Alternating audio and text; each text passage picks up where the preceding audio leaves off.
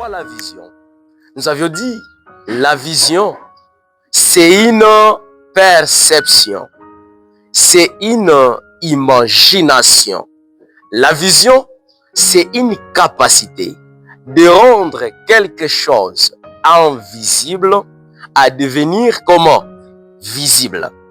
Nous avons dit que la vision, c'est l'image que tu te donnes dès le départ, en sachant que je commence telle part et j'irai jusqu'à telle part. C'est la vision. Et la fois antérieure, nous étions en train de montrer qu'il y a plusieurs personnes qui peuvent bien commencer, mais mal finir. Rappelez-vous bien. Nous avons dit aussi qu'il y a ceux-là qui peuvent bien commencer, mais finir avec retard. Le samedi antérieur, nous avions montré combien de fois qu'il est aussi possible de commencer mal, mais également finir comment? Bien. Et le jour-là, nous avions essayé de parler de certaines catégories de personnes. Et c'est là où nous avions dit que la qualité de la vision détermine la qualité du choix. Amen. Vous vous rappelez? Le jour-là, nous avions dit la qualité du choix détermine la qualité de la décision. La qualité de la décision, nous avions dit qu'elle détermine la qualité de la focalisation. Et tout cela nous amène à avoir un beau résultat. Et c'est là où nous avions rappelé une formule qui peut aider un visionnaire à aller plus loin, plus que là où il est. Ça veut dire, avec le travail, nous dit que c'est puissance fois quoi? Fois ta. Ça veut dire, un visionnaire, c'est quelqu'un qui sait dès le départ, où suis-je? Et je suis en train d'aller où? Alléluia. Malheur à quelqu'un qui sera un peu distrait ou distraite parce que nous sommes en train de vouloir partager avec vous. Et le jour-là, j'avais dit que la vie, c'est quoi? C'est un paradoxe. Et c'est là où nous avions montré combien de fois qu'il est possible de commencer avec quelqu'un ou quelqu'un, mais ne pas finir avec lui. Mais également, il est possible d'être élève aujourd'hui et nous avions rappelé que c'est possible demain ou après 10 ans ou 5 ans que tu sois le spectateur. Et les jours-là, nous avions essayé de décortiquer plusieurs choses. Et j'aime celui qui était venu enseigner, prêcher le samedi passé, que Dieu lui bénisse, avec le message merveilleux lorsqu'il était en train de dire dans son message clé, en disant, celui qui signe en Jésus a le même esprit que Jésus. Et qu'est-ce qu'il avait touché? Il avait dit que si tu marches selon l'esprit, alors tu n'accompliras jamais le désir de quoi? De la chair. C'est pourquoi, mes bien-aimés dans le Seigneur, je vais encore nous demander de prendre nos Bibles pour ceux-là qui en ont. Dans le livre de 1 Corinthiens, c'est là où nous allons tirer le message d'aujourd'hui, 1 Corinthiens, chapitre 9, le verset 24. 1 Corinthiens, chapitre 9, le verset 24, mais également nous allons toucher Matthieu, chapitre 7, le verset 24. Je lis dans le nom de Jésus, dans le livre de 1 Corinthiens, chapitre 9, le verset 24, qui dit ce qui suit. Ne savez-vous pas que ceux qui courent dans les stades courent toujours, mais qu'un seul remporte le prix? 25. Tous ceux qui combattent s'imposent toute espèce d'abstinence. Et il faut pour obtenir une couronne corruptible. Mais nous faisons-le pour une couronne incorruptible. Moi donc, je cours non comme à l'aventure, je frappe non comme bâtardeur, mais je traite durement mon corps et je le tiens ainsi je dis de peur d'être moi-même désapprouvé après avoir prêché aux autres. C'est la parole des Dieu. Mais également, j'ai dit que nous allons tirer aussi notre message dans le livre de de Matthieu chapitre 7, ces versets, passages merveilleux que nous avons l'habitude de lire. Je lis dans le nom de Jésus. C'est pourquoi quiconque attend ces paroles que j'ai dit et le met en pratique sera semblable à un homme prudent qui a bâti sa maison sur les rocs. La pluie est tombée, le torrent sont venus, le vent a soufflé et ils se sont jetés contre cette maison et elle n'a point tombé parce qu'elle était fondée sur les rocs. Mais quiconque attend les paroles que je dis et ne les met pas en pratique est semblable à un insensé. Notre version dit est semblable à un fou. D'autres versions disent que est semblable à un assez fou qui a bâti sa maison sur les sables. La pluie est tombée, les torrents sont venus, le vent a soufflé et ils ont bâti cette maison et elle est tombée dans sa ruine. Après que Jésus leur avait dit ces discours, voici ils ont été frappés par cette doctrine. C'est la parole de Dieu. Amen. Aujourd'hui, que le message que nous sommes en train de poursuivre ensemble avec vous est intitulé « Construire sa vision dès le départ, une nécessité dans le parcours scolaire. » Amen. Vous pouvez m'aider, mes très chers amis, à répéter avec moi, ça pourra nous aider. Construire sa vision dès le départ, une nécessité dans le parcours scolaire. Ensemble, construire sa vision dès le départ, une nécessité dans le parcours scolaire. Vas-y. Construire sa vision dès le départ, une nécessité dans le parcours scolaire. Amen. Pourquoi ce message? En fait, ce message pourra nous aider de prendre une perspective d'avenir dès le départ. Ce message pourra nous aider à avoir une vision dès le départ, afin de construire une très bonne maison. Alléluia. Là où nous venons de lire, encore j'aimerais vous parler de 3 vérités. D'ailleurs, 4 vérités à le mettre ensemble qui vont introduire notre message et qui pourront nous aider à comprendre ce que nous sommes en train de vouloir faire ensemble avec vous. La première vérité, que la qualité de la vision détermine la qualité du plan de la maison. Amen. Est-ce qu'on peut répéter ensemble avec moi? C'est très important. Pourquoi je le fais? C'est parce que je sais que je suis devant de personnes à devenir. Je sais que je suis devant les ministres. Je sais que je suis devant les ingénieurs. Je sais que je suis devant les docteurs. Ça veut dire, si nous n'avons pas bien construit dans le départ le concept, nous risquons d'avorter la très grande vision que nous avons. Je dis bien, la qualité de la vision détermine la qualité du plan de la maison. Retenons ensemble, on peut répéter 1, 2, 3. La qualité de la vision détermine la qualité du plan de la maison. Y a-t-il des constructeurs qui veulent devenir des constructeurs un jour? Je ne sais pas. Alors, deuxième vérité, c'est quoi? La qualité de la maison détermine la qualité des matériels à utiliser pour bâtir cette maison. La qualité de la maison détermine la qualité de matériel à utiliser pour faire quoi? Pour bâtir la maison. Troisième vérité, que la qualité des matériels à utiliser détermine la qualité d'un ingénieur. Amen. Pourquoi ce message, mes très chers amis?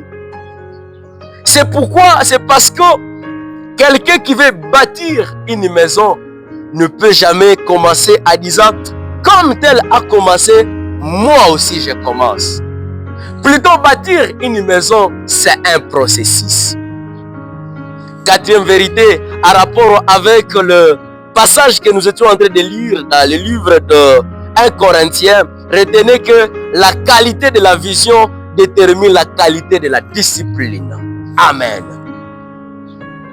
La qualité de la vision détermine la qualité de la discipline de la maison. Pourquoi je viens de donner encore une fois ce message, ces 4 vérités nécessaires? C'est parce que là, nous étions en train de lire dans le livre de Matthieu, chapitre 7, le verset 24, il y a Jésus étant avec ses disciples. Et la Bible me dit que lorsque Jésus était avec ses disciples, qu'est-ce qui s'était passé les jours-là? Il était en train de parler de 2 types de personnes. Les 2 types de personnes, la première catégorie, ce sont ceux-là qui écoutent, qui attendent le message de Dieu, qui attendent le principe que Jésus donnait et ils sont à mesure de les mettre en pratique. C'est comme nous pouvons être en ces lieux, ensemble en train d'écouter le message de Dieu, en train d'attendre ce que Dieu attend de nous en rapport avec la vision, mais il y a ceux-là qui vont pratiquer et il y a ceux-là qui ne vont pas pratiquer. Deuxième catégorie, ce sont ceux-là qui écoutent le message de Dieu, mais ils ne le mettent pas en pratique. Sont semblables à des personnes, j'ai aimé la version qui était en train de me dire, sont semblables à des fous. Avez-vous déjà vu un fou? Avez-vous déjà vu un fou? Avez-vous déjà vu le caractère des fous? Un fou, c'est quelqu'un qui n'a pas le temps de planifier sa journée. Si quelqu'un est enseigné parmi nous, il n'a pas eu le temps de planifier sa journée, est semblable à qui? À un fou. Alléluia. Quand j'étais en train de lire l'autre version, m'a dit est semblable à un insensé, quelqu'un qui n'est pas bon dans sa tête. Dans sa façon de penser, il n'est pas normal. Et fou. À supposer, je donne l'exemple pratique avant de continuer. Tu es en train de marcher en cours de route et puis tu te rencontres, tu vois un fou. Et un fou qui te gifle, tu feras quoi?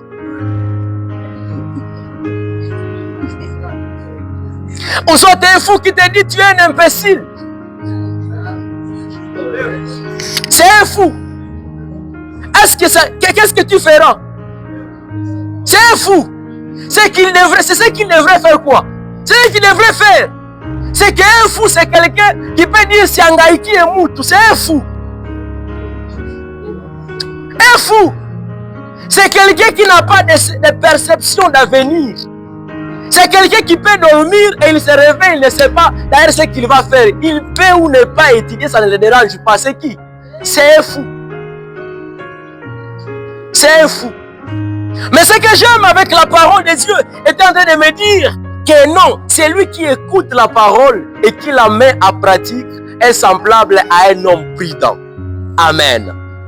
Un homme prudent, c'est qui? C'est quelqu'un qui a une dose de prévention. C'est quelqu'un qui sait prévoir le futur.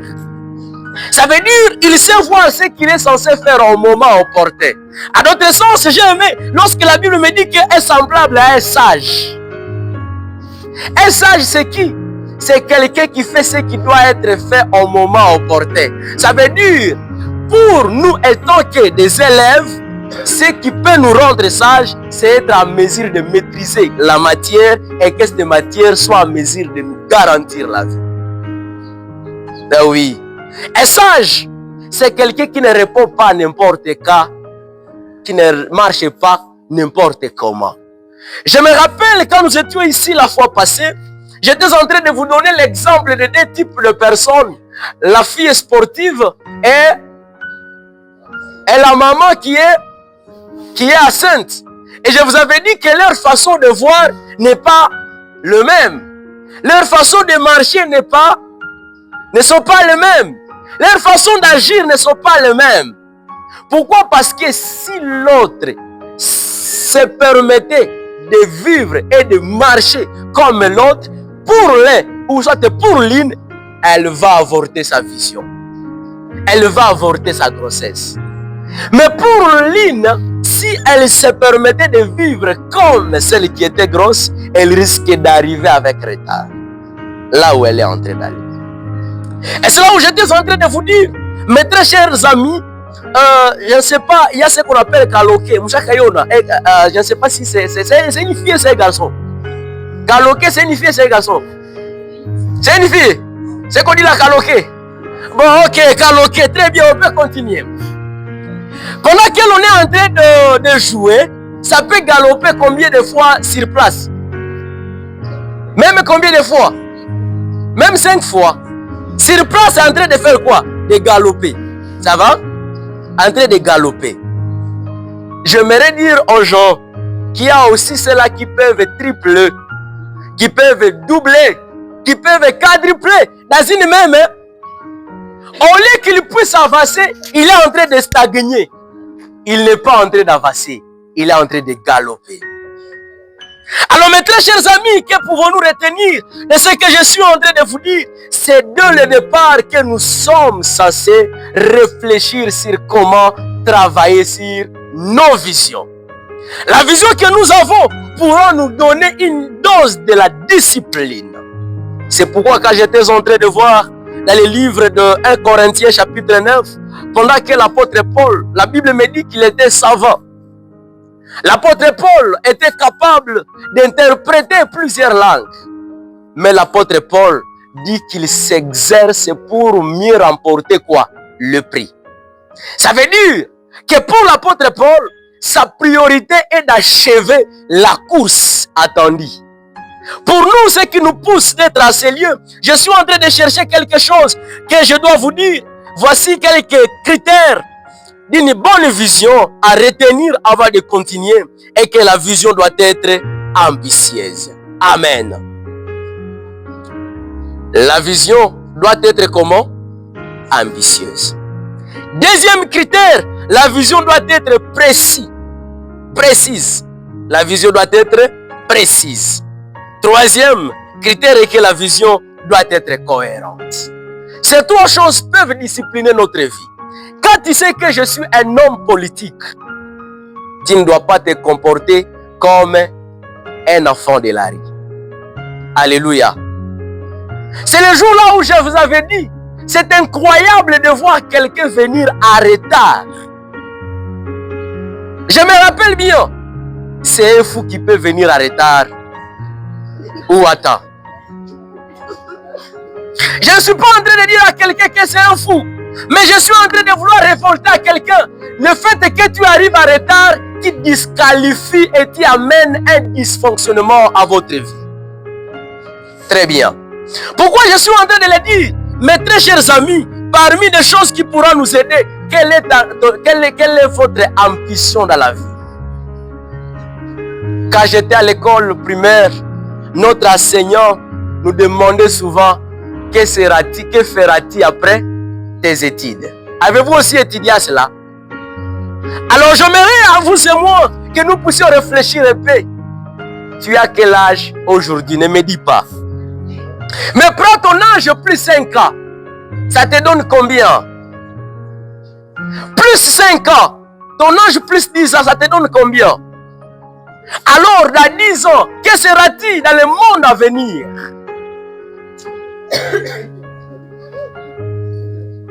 Alors, partons des caractères et des attitudes que tu es en train de manifester. Est-ce que ça te montre que tu le seras dans 10 ans? Ou soit quelque part tu es en train de blaguer? Mes très chers amis, parmi les choses qui pourront nous aider, nous devons avoir l'ambition. J'ai dit la vision doit être précise dans le temps et dans l'espace. Ne dis pas que dans 10 ans je vais construire ma propre maison. Est-ce vrai? Est-ce vrai? Je m'imagine quelqu'un qui a 7e année ici. Dans 10 ans, il sera, s'il a bien travaillé sans échouer, il sera appelé licencié. S'il n'a pas échoué, mais s'il se permet d'échouer, il n'aura même pas le titre de licencié. Vous pensez, un licencié est-il à mesure de construire sa maison? celui qui n'a pas encore travaillé. Retenez bien, mes très chers amis, tu as besoin d'aller au ciel. La Bible dit, crois au Seigneur Jésus et tu seras sauvé. Mais si tu as besoin de réussir à l'école, en classe, la Bible ne dit pas, crois au Seigneur, mais la Bible dit, étudie. Si tu as besoin de l'argent, la Bible ne me dit pas, allez étudier, mais la Bible me dit, va où? Au travail, va chercher de l'argent. Et si tu as besoin de croître spirituellement, la Bible dit, médite la parole des cieux. Alléluia. Parmi les choses qui pourront nous aider, laisse-moi vous parler de la nécessité ou l'impact ou l'importance de faire ce que nous appelons la planification de la journée, la planification de sa vision, la planification de sa vie. Je vous donne quelques 4 importances avant que nous puissions aller vers la fin de notre message d'aujourd'hui. 1. La vision discipline notre vie. Amen. La vision discipline quoi? Notre vie. Quelqu'un qui a la vision ne se comporte pas comme tout le monde. Parce qu'il sait que si il blague, il risque de perdre dans sa vie. Je vous donne des types d'hommes dans la Bible. Il y a un homme nommé Pierre. Avez-vous entendu un jour parler de Pierre? Il faisait quoi dans la vie? Il était un pêcheur, n'est-ce pas? Voici ma question. Pour aller pêcher les poissons, Pierre avait-il besoin de connaître le français? Pour aller pêcher les poissons, Pierre avait-il besoin de connaître l'anglais? N'est-ce pas que c'est automatique? C'est que pour Pierre, lui n'a même pas besoin de venir à l'école. Lui, son besoin principal, c'est faire mieux son travail. Mais Pierre est différent d'un homme de Dieu nommé Paul. Avez-vous déjà un jour entendu parler de Paul? La Bible me dit que Paul était un savant. Paul était un homme intelligent. Paul était un intellectuel. Jusqu'au point qu'il était en mesure d'interpréter même le grec et d'autres langues. C'est que pour Paul, pour qu'il soit en mesure de bien réussir dans sa vision, il a besoin d'aller où? À l'école. Mais pour Pierre, lui n'a pas besoin d'aller où? À l'école, il a besoin d'aller où? Au travail. Alors il y a des types d'hommes dans le monde, ceux-là qui peuvent gagner leur vie à travers le moment d'aller à l'école et ils gagnent leur vie. Et Paul qui a reçu Jésus avec retard, c'est Paul qui a été en mesure d'écrire 9 épîtres au moins. Paul. Et Paul qui est venu avec retard, la Bible me dit qu'il a mal commencé. Il tuait les fidèles, il tuait les enfants des cieux. Mais Paul qui tuait les gens, il a été transformé. Il y a plusieurs personnes qui sont averties mais non converties. Avec Paul, il a reçu Jésus. Pendant qu'il a reçu Jésus, la Bible me dit qu'il a été un homme apte, capable, disponible. Tu es parmi quel type d'homme parmi ces deux? Tu es Paul ou tu es Pierre? Pour Pierre, lui, pour réussir dans la vie, par exemple pour les électriciens, il n'a pas besoin de connaître le français et l'anglais. Mais lui a besoin juste de bien installer quoi? La maison. C'est tout. Mais attention, pour Paul, au-delà d'installer la maison, il a besoin de connaître la langue. Il a besoin de connaître l'origine. Il a besoin de créer aussi quelque chose pour lui. Tu es Paul ou tu es Pierre? La qualité de la vision que tu possèdes te donne la qualité de la maison que tu dois faire quoi? Que tu dois construire. La qualité de la maison que tu veux construire te donne la perception de vivre. Et tout commence par les choix. Deuxième importance, la vision donne le sens et la direction à suivre. Amen. La vision donne quoi? Le sens et la direction à faire quoi? À suivre. J'aimerais dire à quelqu'un m'avait dit ceci, c'était en mathématiques, tout chemin mène à Rome. Avez-vous un jour aussi entendu parler de cela? Tout chemin mène à Rome. Allez demander, les enseignants vont mieux vous expliquer cela. Tout chemin mène à Rome. Je peux dire, tout chemin mène à la libération complexe scolaire. Il y a ceux-là qui étaient venus de là, les autres sont venus d'ici, les autres étaient venus d'ici et les autres étaient venus d'où? De quelque part. Mais tous ont été où? À la libération. Même si tout chemin mène à Rome, mais tout chemin ne mène pas au ciel. Alléluia! Il y a l'unique chemin qui s'appelle Jésus-Christ. C'est lui qui s'unit en lui. Ah, le chemin, la vérité et la vie. Ça veut dire, c'est vraiment impossible de réussir sa vision sans t'enraciner en Jésus. Alléluia. Je suis en train de marcher lentement parce que je sais que je suis en train de partager avec des hommes à venir. Je suis en train de partager non pas avec les élèves, mais je suis devant de ministres à venir.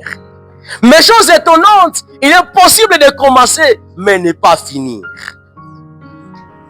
Troisième chose avant d'aller vers la fin est que la vision donne le choix de décision. La vision donne la marche claire. La vision donne la perception. La vision donne la façon d'être. Ça veut dire, il y a ceux-là qui peuvent marcher avec toi en descendant dans un bon chemin, mais tu as perdu. Je me fais comprendre. Il y a ceux-là qui sont dans des beaux chemins, mais ils sont comment? Ils sont perdus. Ils se permettent d'aller en nutrition, mais en réalité, ils sont des pédagogues. Il y a ceux-là qui se permettent d'aller à pédagogie, mais en réalité, ils sont des mécaniciens. Ça veut dire que tu peux marcher avec moi dans un bon chemin, mais le fait est que ta vision ne concorde pas avec ma vision, tu es perdu. Et c'est là où il y a plusieurs personnes, à cause de ne pas planifier leur journée, ils accomplissent les agendas des autres. Nishindikize, toi aussi tu fais quoi? Tu n'as pas quoi? L'agenda. Je peux m'étonner de voir un visionnaire en train de déempiler en cours de route. En train de déempiler. Il n'a rien fait. Il se comporte comme si c'est fini. Un visionnaire, c'est quelqu'un qui s'est planifié.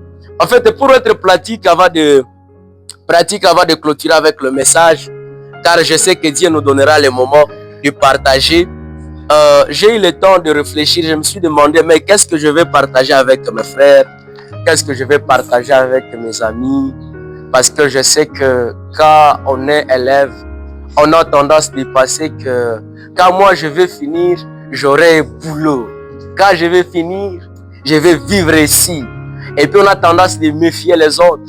On a tendance de prouver aux gens que non, moi, il y a quelqu'un qui me disait, être sans être finissent par disparaître. Ah oui, j'aimais ce qu'il était en train de me dire. Être sans être, paraître sans être finissent par disparaître. Alors, j'aimerais juste vous dire, quelqu'un qui veut réaliser plusieurs choses doit avoir le temps de planifier sa journée. Combien ont planifié leur journée d'aujourd'hui? Mais très chers amis, soyons sincères parce que tant mieux, il y a quelqu'un qui m'avait dit, le linge sale se lave en famille. Au moins qu'on a permuqué au lieu d'aller là au quartier. Parce que ici, nous allons te comprendre, mais là, au quartier, tu vas impacter aux gens. Combien ont planifié leur journée? Merci beaucoup. Pouvons-nous voir là où vous avez écrit quelque chose? Oui? Très bien. Il sait ce qu'il est en train de faire. Pourquoi je viens d'amener cela? Mes très chers amis, toute bonne vision, toute bonne planification non écrite, c'est un souhait. Alléluia. Toutes les bonnes visions non écrites, c'est quoi? C'est un souhait. C'est comme un enfant qui peut voir une moto qui est vraiment précieuse et directement dit, il est une moto young. Il voit l'avion, il est un avion young. Il voit ceci, il est young. Est-ce que réellement c'est pour lui? C'est un souhait. Quand tu as vu un bon ingénieur, tu risques de dire, mais voilà, je suis l'ingénieur dont on a parlé. Mes très chers amis, si tu n'as pas le temps de planifier ta vision, ta journée, ce que tu vas faire dans le temps, dans l'espace, tu es perdu. Aha. Laisse-moi vous dire quelque chose, mes très chers amis. J'ai voulu être pratique à travers de cet enseignement pour que ça puisse nous aider. Ça, c'est mon petit cahier que j'aime utiliser souvent, où j'écris planification le 5 juin 2024. De 8h à 12h, je vais faire ceci. De 13h à telle heure, je vais faire ceci. Et tout sont là. Ça, c'était un mercredi. Ça, c'est mercredi aussi. Ça, c'est jeudi. Ça, c'est vendredi. Et ça continue. Il y a quoi? Il y a de planification que je fais chaque jour.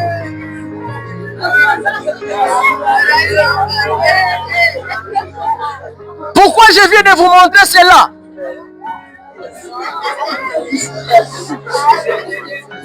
Écoutez mes très chers amis,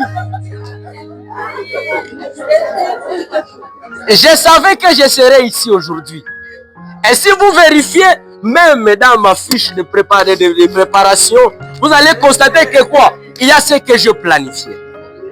Automatiquement, tu ne peux jamais me dérouter directement en disant Nishindikiz Ndakwambia, à cette heure, je planifiais faire quoi?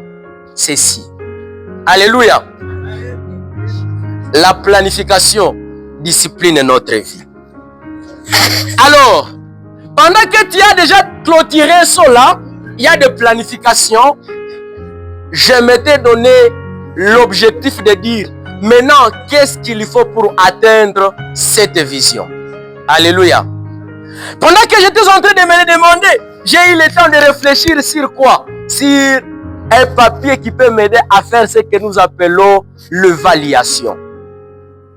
Mes très chers amis, je suis en train de vouloir vous partager de cela. Pourquoi? Parce que lorsque j'avais donné ma vie à Jésus, Jésus m'avait demandé de dire aux gens que c'est possible de réussir sans tricher ni collaborer à la gloire des cieux. Alléluia. C'est ce que le Seigneur m'avait mis à cœur. Que c'est possible de faire quoi? De réussir sans tricher ni faire quoi? Ni collaborer à la gloire des cieux. Et j'avais dit à Dieu que ça c'est difficile chez moi. Je ne saurais pas. Mais Dieu m'a dit, tu as reçu Jésus, tu n'as pas reçu Jésus. J'ai dit, je l'ai déjà reçu. Ok, voici ce qui est écrit. Celui qui signe en Jésus a le même esprit que Jésus. Là c'est 1 Corinthiens chapitre 6, le verset 17.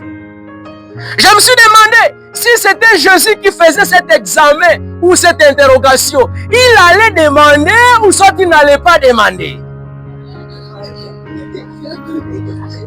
Quand je cherchais les attitudes de Jésus, je n'ai rien trouvé là où Jésus avait commis comme péché. Et je dis, Seigneur, c'est difficile. Je suis en train de vouloir clôturer parce que je sais que le sujet est tellement long, on continuera l'autre jour. Mes très chers amis, je me suis demandé la question, mais que faire pour devenir la personne de référence dans la vie? Jésus m'avait dit que tous les tricheurs, tous les collaborateurs, tous les fraudeurs ne verront jamais le royaume de Dieu. Et je m'étais demandé, mais c'est prouvé où Jésus? Moi je ne comprends pas, c'est prouvé où? Quand j'étais en train de consulter la Bible, le Seigneur avait mis à cœur le passage de Psaume 101, le verset 7, qui dit que tous les tricheurs ne verront jamais Dieu. Allez consulter vos Bibles. Psaume 101, le verset 7. Et je m'étais demandé, mais Dieu, tu es en train de me gagner lentement, comment? Quel message que tu attends de moi? L'Éternel a ajouté quelque chose dans mon cœur. C'était dans le livre de Psaume 73, 15 qui disait quoi? Si tu te comportais comme eux, alors tu trahiras le peuple de tes enfants. Je me suis dit, oh, mais j'arrivais en retard, que faire? Et le Seigneur m'a dit, tous les retardateurs ne verront jamais le royaume des cieux. Alors pour moi, ça a été un paradoxe. Je me posais des questions, que faire? Pour avancer, à l'époque, j'étais à l'Institut Bethany. J'avais dit, désormais, je serai à l'école à 7h juste. Et à l'époque, j'ai quitté où? Katoï. Et j'allais étudier à Kéchéo. Mais quelle discipline! À premier lieu, c'était difficile. Petit à petit, le Seigneur m'a aidé. Et j'ai compris que c'est possible qu'un élève reçoive Jésus et qu'il avance avec le Seigneur. Alléluia. Est-ce qu'on peut acclamer d'abord le roi des rois avant de clôturer et avant de continuer avec le message? Mes chers amis, comme le temps est jaloux, permettez lorsque nous trouverons encore une fois la grâce d'être ensemble, nous allons essayer de parler de comment planifier sa journée et comment faire l'évaluation de sa journée. Mais je ne saurais pas sortir d'ici. Ça, c'est l'horaire. Je l'ai tiré du mur là où, dans ma maison, donc dans ma chambre. J'ai constaté que je n'ai pas eu le temps de photocopier l'autre exemplaire. Alors j'ai dit, laisse-moi tirer mon horaire personnel. Je vais encore remettre cet horaire-là. On écrit quoi? Horaire personnel 2000 combien? 2025. Ça, c'est mon horaire personnel. C'est planifié. Et cet horaire, allez voir les rubriques qui sont là, 4h, 4h45 à 5h15. Il y a ce que je dois faire là-bas. Voici la question. Mes très chers amis, qu'est-ce que tu fais pendant ces heures?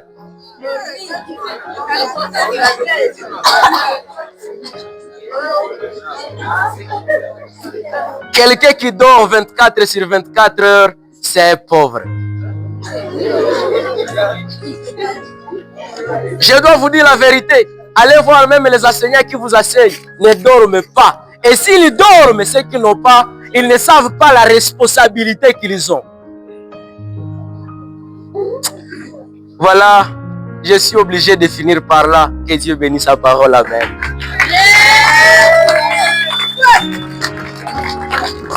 Avant de laisser la chair, mes très chers amis, qui est prêt pour chaque fois planifier sa vie avec le Seigneur. Pendant que je serai en train de prier, parce que même dans ce programme, il y a l'heure de prière que je dois prier. Si tu me cherches à cette heure-là, je ne dois pas décrocher, je ne dois pas être présent. Et si j'ai commencé, je suis en train d'aller vers la perception. Je suis en train d'aller vers la perfection. Je sais qu'un jour, il y aura des changements. Parce que le Seigneur qui nous donne la grâce, il est toujours avec nous. Qui veut commencer avec nous? Allez réfléchir. C'est un processus. Que Dieu vous bénisse. Amen.